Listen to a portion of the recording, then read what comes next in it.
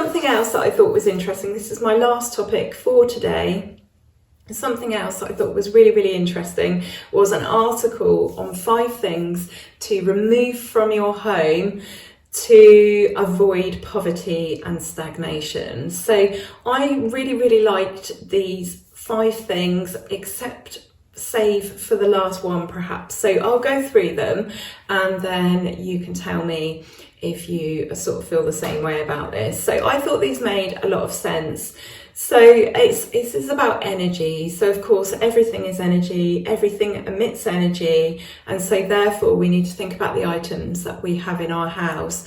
What do they attract to us? What do they bring? What do they possibly repel? So this is about avoiding poverty and stagnation by removing items that would, otherwise work against that. So clothes that you no longer wear, apparently you should get rid of if you want to avoid poverty and just general stagnation. So they hold the energy of a situation you were once in. They hold the energy of the past, which I guess when you think about clothes, I don't know if you were the same, but I definitely have clothes that I would wear, I would love, and then suddenly, boom, no longer wear them. They no longer feel right. They no longer feel like they resonate with you, and they store the energy of the past apparently, and this is why you can feel that way. You can feel like, yeah, love these, they make me happy, and then boom, suddenly they don't. And that's not in relation necessarily to a particular event, but they just energetically, they just no longer are right for us. So you should only keep things that make you smile, apparently, if you want to avoid poverty and stagnation. And I guess it goes back to, if you've seen those videos, I'm trying to remember the lady's name. She's very, very famous for helping people to declutter. And, she always says that you should just keep things that, make you smile. I think it's difficult, isn't it, to discern between something that makes you smile and something that you're like really emotionally attached to. But, my craft stuff made me smile to a degree, although it did get to the point where it was weighing me down. But when I think of my craft stuff, it does make me smile, but there's a difference, isn't there? Like I wasn't using it. So yeah, I would say that something has to make you smile, but also perhaps you have to use it as well. So another thing in this list is broken things. So the advice is apparently to not mend these things. Don't mend them. They're broken. They are, I'm going to say they're of no use to you, but that's a really difficult thing, isn't it? And I think in this day and age where we need to think about the environment, we have to decide whether this is good advice or not. I'm really torn. I can see the thinking behind this. I can understand why this might get in the way energetically, but also I keep things I look after my things really, really carefully so we don't get to the point of being broken. But secondly, if something's broken and I can salvage it and reuse it, then I will.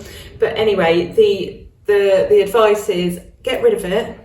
Don't mend it. It's broken. It's a broken thing. Your house is a temple and you don't want to fill it with broken things because of what that will attract. It's an energy blocker. So if it breaks, say thank you. Say thank you for its use and what it did for you, and then let it go. Say goodbye. What do you think? I started writing notes for this video today and to think about this and prepare how I was going to talk about this. And it was only the last one that I got stuck on. But now I'm actually presenting this to you. I'm actually finding issues with these. Clothes, that kind of makes sense. You can move them onto a charity shop, can't you? Someone else can use them. But, something's broken. If you can fix it and use it, that's a bit harder, isn't it, to get rid of? Because if you give something broken to a charity shop that's obviously been mended, and you think, well, where do we draw the line with this as well if something's broken? Is it just broken but you can put it back together and it looks the same and it's as new? Do we count that, or do we just count like a vase, for example? This idea of mending a vase with gold so that it is still a beautiful item and that the crack is part of its story. I don't know. We have different philosophies overlapping here, don't we? But this is just one person's idea of how to prevent that stagnation energetically. So yeah, I don't know how I feel about that one. Dirty, worn out shoes. Now, our shoes are what we put on our feet. They are what carries us on the journey of life, on our path. And so therefore they're kind of symbolic of our journey. So the advice is to get rid of dirty or worn out shoes. So the advice is that when you wear shoes out, if you get back home and they're looking a bit scruffy, then to clean them up straight away, clean them. And then as soon as they're getting to the point where they're worn out and they look shabby, then to move them. So keep them in order and then move them on. And I guess we kind of do that with shoes anyway, don't we? Like, you never really, I don't think, see anyone with really scruffy shoes. Shoes is a bit of a weird one because they're kind of something that you can take quite good care of, even though they get a lot of use. And I've had shoes and boots and things for years and years and years, and they're still as good as new. So I think once shoes get a bit shabby, people tend to get rid of them anyway. If they get a bit smelly, not that mine get smelly because I take such good care of them, but yeah, if they get a bit smelly, then you're going to get rid of them anyway, aren't you? So that's another funny one. I think that one's up for debate as well. This next rule is, I think, the one that it will, resonate with most people, the one that most people do or know. So clutter. Clutter is an energy blocker. You want the energy to be able to flow freely around your home or office or wherever. Again, your home is seen as a temple. It should be light, airy, clean, tidy. In terms of light, that's not possible for everyone, is it? We live in a very dark house, apart from this room, because we've got 3 big windows. But yeah, you should make your bed every morning. I do that. My husband does not do that, and it drives me mad, and I end up making it, which is, I know, a really, really bad habit to get into, but I can't leave it. So I guess that works for him, kind of works for me. But yeah, he will leave the bed unmade, and I have to make it, because for me it's just one of those good habits.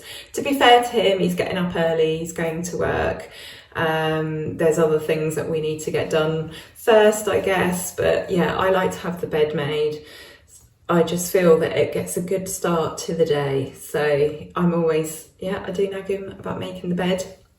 We're supposed to create a harmonious atmosphere. So I guess that kind of ties in well, doesn't it, with things like feng shui. You could put beautiful plants and items and photographs, happy photographs in your home, but yeah, no clutter. And I must admit, me personally, if my house is cluttered, I feel like my mind is cluttered and I can't cope with that. So I'm a very, very neat person. Don't really have like clutter in our rooms, but I definitely was hanging on to things that I had room for. So now I have empty cupboards, which is nice. But so it wasn't really clutter as such with the craft stuff, but it's gone, it's stuff that's not needed. And this makes a lot of sense, doesn't it, this step?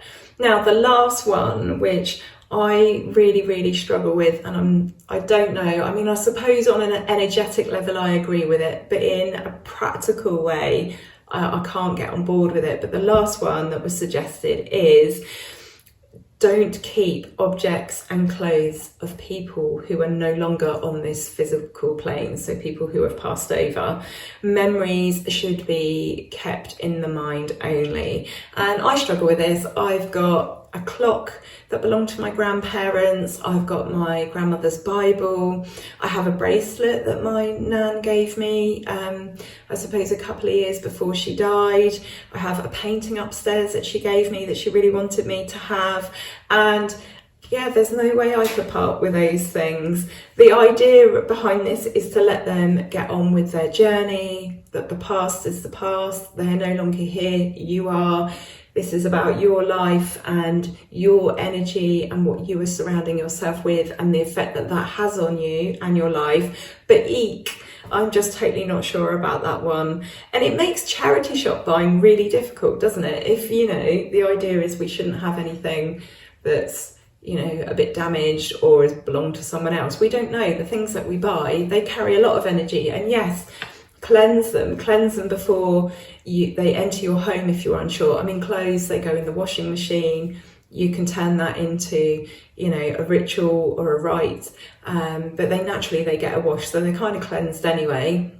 But yeah, you don't know where they've come from. You don't know if they were owned by somebody who has passed over. And to be honest, me personally, I don't actually care, because you know, I think there's nothing better than going to the charity shop and buying clothes and just reducing that need for clothes. You know, I absolutely love buying secondhand clothes. A lot of my clothes are secondhand. I wore a jacket out last night which I had several compliments on. It was a secondhand jacket that I'd paid only £10 for, and it was really unusual, and because it wasn't in the shops, you know, it was probably like 5 years previously. It's quite an unusual coat anyway though, but yeah, I've never seen anybody wearing one, and it's just good for the planet. So what do you think? I feel like I've given you this information. Obviously it's there for you to think on and for you to make your own decision on, but I feel like I've almost like poo-pooed that, or like 50% of it, and that is very different to how I felt when I was making some little notes about that. I think when you have time to mull on things, sometimes you end up with a totally different opinion, don't you? I can totally see how that would affect the energy of a home. I totally get it. Whether I can get on board with it, I'm not sure. I will not be getting rid of my nan's Bible. I will not be getting rid of her bracelet that she wanted to give me. That was a gift. It was something she used to wear that she wanted me to wear. So yeah, what do you think? Let me know. Do you agree with that list? Do you think it's a load of baloney? Do you feel like you agree with like half that list? Was there something that I thought was a good idea that you disagreed with? How do you feel about that very last point about holding on to things that belong to people that are no longer here on this physical plane? What do you think? I would love to know your thoughts.